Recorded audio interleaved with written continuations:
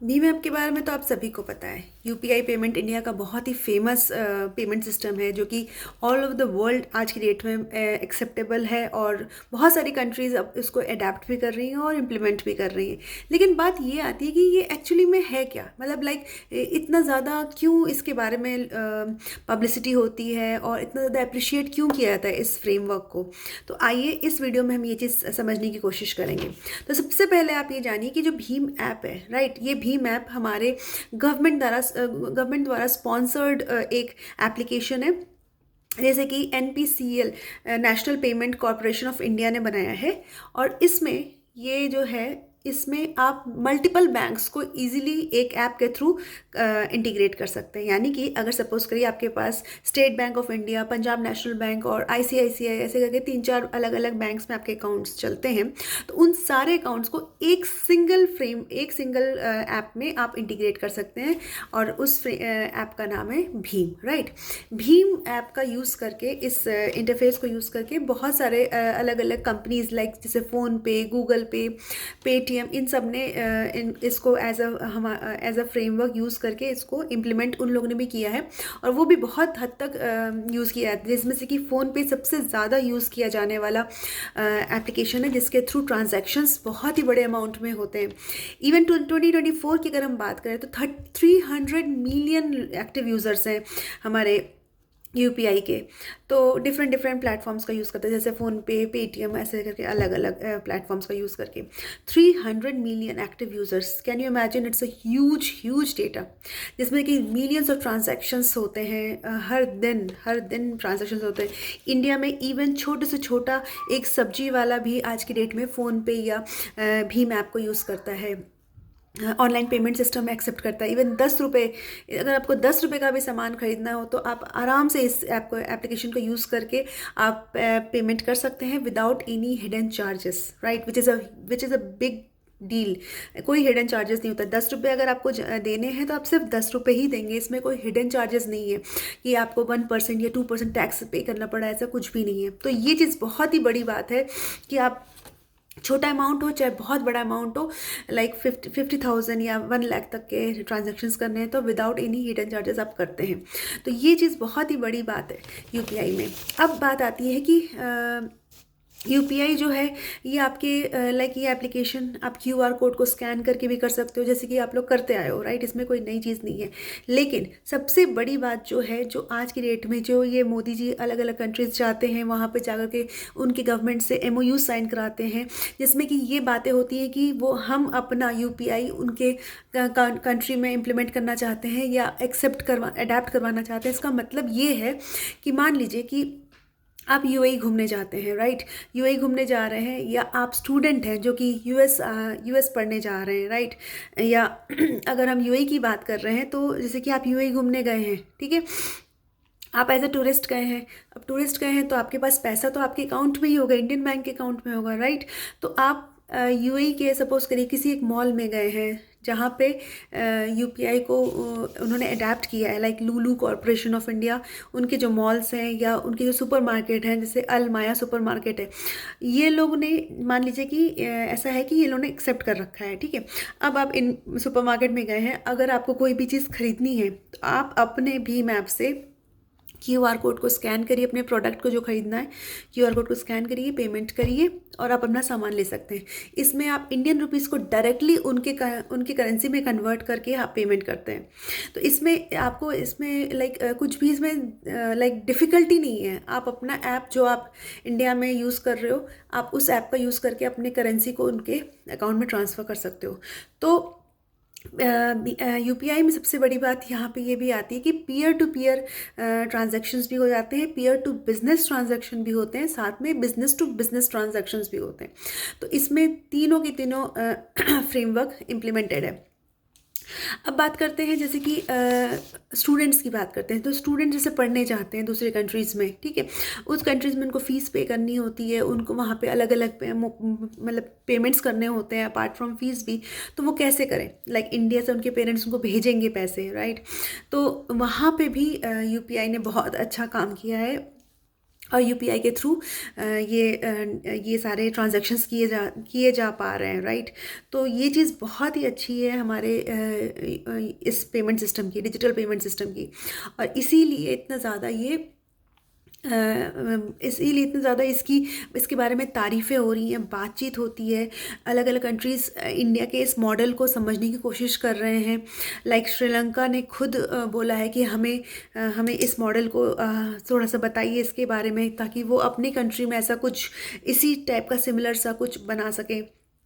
इसके अलावा अगर हम बात करें कि कहाँ कहाँ ये चीज़ें यूपीआई एक्सेप्टेबल है, वो जैसे कि भूटान, सबसे पहली कंट्री जो थी वो भूटान थी। 2021 में जुलाई के महीने में भूटान ने सबसे पहले एक्सेप्ट किया था हमारे इस मोड ऑफ ट्रांजैक्शन को। इसके अलावा मलेशिया, यूएई में तो बहुत सारे कॉरपोरेशंस ने अपने अपने आउटलेट्स में ये सब चीज़ें लगाई हैं। सुपरमार्केट, जैसे मैंने आपको पहले बताया, अलमाया सुपरमार्केट, उन्होंने इस चीज़ को लाइक अपने वहाँ पे इम्प्लीमेंट किया यूपीआई को।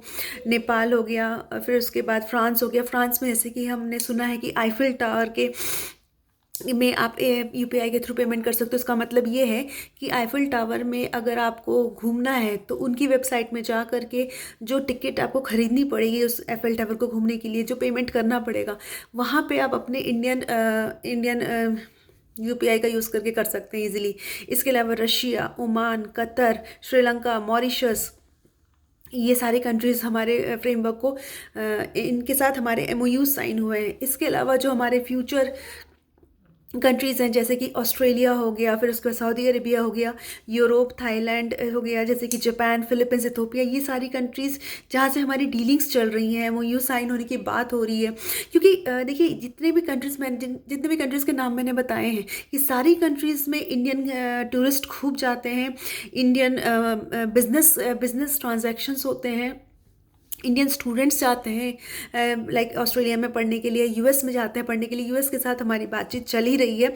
वो थोड़ा सा मुश्किल हो रहा है क्योंकि उनका एक अलग पेमेंट सिस्टम है जिसमें इंटीग्रेट नहीं कर लाइक वो थोड़े से कोशिश कर रहे हैं करने की, कैसे किया जा सके इसके बारे में बातें चल रही हैं। बट हाँ ठीक है, टाइम लग रहा है, बट डेफिनेटली कुछ ना कुछ वे आउट निकलेगा ही निकलेगा। तो ये सारी चीज़ें हैं हमारे यूपीआई में जो कि बहुत ही स्ट्रेंथ के तौर पे हमारे कंट्री इंडिया के लिए निकल के आई हैं। इसके अलावा अगर मैं कंपैरिजन की बात करूँ तो देखिए, इंडिया और यूएस में दोनों में ही ऑनलाइन पेमेंट सिस्टम चल रहे हैं, जो कि इंडिया में यूपीआई की बात कर रहे हैं हम, ठीक है। और आपके यूएस में आपके एसीएच एंड वायर चलते हैं, ठीक है। जैसे कि हमारे यहाँ पे फ़ोन पे, पेटीएम, गूगल पे, ये सब चीज़ें हैं, वैसे ही यूएस में Venmo, Zelle, cash app, PayPal, ये सारे चलते हैं। लेकिन डिफरेंस, सबसे बड़ी बात मैं आपको ये बताती हूँ कि जो हमारा यूपीआई है, जैसे फॉर एग्जांपल भीम जो ऐप हम यूज़ करते हैं, वो बहुत ही फास्ट है, फ्री ऑफ कॉस्ट है, कोई ट्रांजैक्शन में चार्जेस नहीं लगते। अगर लगते भी तो हैं, वो हार्डली 0.2% ऑफ द आपका ट्रांजैक्शन लगता है, जो कि डेटा नेटवर्क जो यूज़ करता है मोबाइल, उसके चार्जेस जाते हैं। Peer to peer, peer to business, business to business, इन तीनों के लिए ये काम करते हैं। जबकि यूएस के जो डिजिटल सिस्टम है वो पहली बात तो स्लो है, ठीक है। वायर जो कि फास्ट दे रहा है, ठीक है, लेकिन उसकी फ़ीस भी ज़्यादा है। साथ में वो जो है डीलिंग करता है, वो सिर्फ और सिर्फ बिजनेस आवर्स में डीलिंग करता है, यानी कि पैसा आपका मंडे से फ्राइडे के बीच में जाएगा और सिर्फ बिजनेस आवर्स में ये जाता है। और दूसरी चीज़, 2 से 3% के चार्जेस ये लेते हैं ट्रांजैक्शन के, जो कि बहुत बड़ा अमाउंट हो जाता है, राइट। तो ये सारे डिफरेंसेस हैं यूपीआई में और यूएस के डिजिटल पेमेंट सिस्टम में। ये जो डिफरेंस मैंने आपको बताए हैं, ये एक कॉर्नेल के SC Johnson college of business है, वहाँ के एक रिसर्च पेपर से मैंने आपको सारे डिफरेंसेस बताए हैं। और साथ में ये है कि ये डिफरेंसेस यहाँ पे जो लोग रहते हैं वो खुद भी बताते हैं इस चीज़ को। इसके अलावा अगर हम बात करें डिजिटल सिस्टम के आने से, पेमेंट के आने से, इंडियन हैबिट में लाइक हमारे जो लाइक खर्चा करने के तरीके में, हम जो एक्सपेंसेस करते हैं उसके तरीके में काफ़ी चेंजेस आए हैं। हमारे हैबिट्स में चेंजेस आए हैं। हम काफ़ी ज़्यादा इन्फ्लुएंस्ड हैं यूपीआई से। हम काफ़ी कन्वीनियंटली पैसों को ट्रांजैक्शंस कर पाते हैं, एफिशिएंटली कर पाते हैं और रिलायबल है, ठीक है, काफ़ी हद तक रिलायबल है। हाँ, थोड़ा आपको कुछ कुछ साइबर सिक्योरिटी ये सब चीज़ों को आप अपने को ध्यान में रख कर के ही सारी चीज़ें कर सकते हैं, और करना भी चाहिए। जो कि बैंक्स वगैरह आपको हमेशा टाइम टू टाइम आपको इंडियन बैंक्स वगैरह जो है मैसेजेस के थ्रू और कॉल्स के थ्रू बताते रहते हैं। तो ये जो बातें रही, ये हमारे इंडियन डिजिटल पेमेंट सिस्टम यानी यूपीआई, जो कि NPCL national payment corporation of India के द्वारा दी गई है, प्योरली गवर्नमेंट है।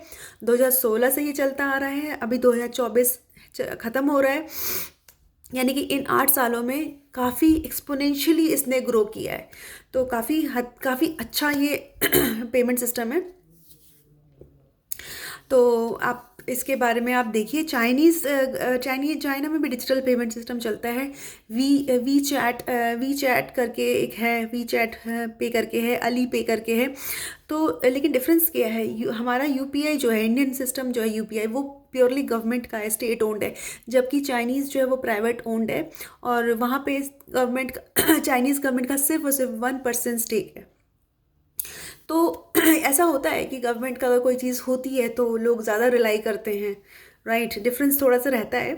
बहरहाल ये रहा आपका यूपीआई यानी कि unified payment interface, NPCL national payment corporation of India के द्वारा दी गई बहुत ही अच्छा फ्रेमवर्क है, जो कि प्योरली इंडियन प्रोडक्ट है, इंडियन सॉफ्टवेयर प्रोडक्ट है, जो कि हम यूज़ करते हैं। इसके बारे में ये इन्फॉर्मेशन रही छोटी सी।